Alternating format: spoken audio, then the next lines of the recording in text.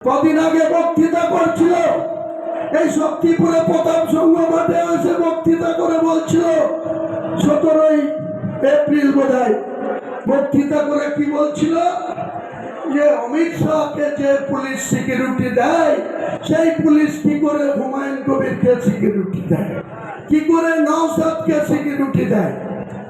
তুমি কে হরিদাস পাল?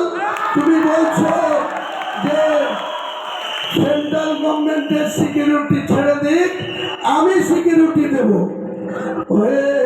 অভিষেক, আজ তোমার কি পরিণতি হয়েছে?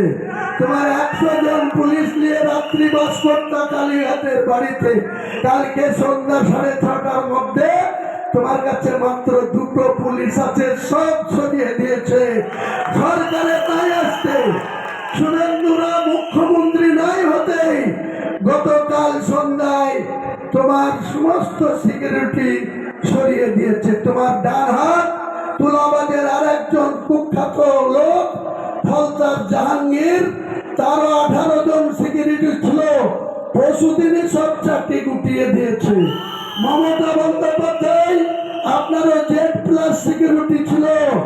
আজকে ভারতবর্ষের স্বরাষ্ট্র দপ্তর কালকে বলে দিয়েছে আপনারা কোনো সিকিউরিটির দরকার নাই, মাত্র 4 জন কনস্টেবল আর 1 জন সাব ইন্সপেক্টর রেখে সমস্ত সিকিউরিটি তুলে দিয়েছে।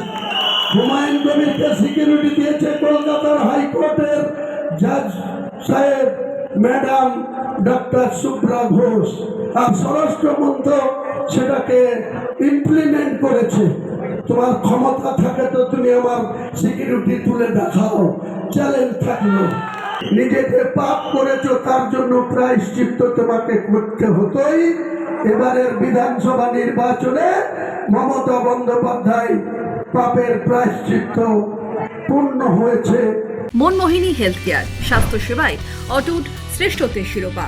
জেলায় প্রথম robotic knee replacement, cardiology with cath lab, neurosurgery, specialised trauma unit থেকে স্মাইল ট্রেন, একগুচ্ছ পরিষেবায় নিয়োজিত। Manmohini health care, quality care with personal touch, Baharampur শিল্প তালুক।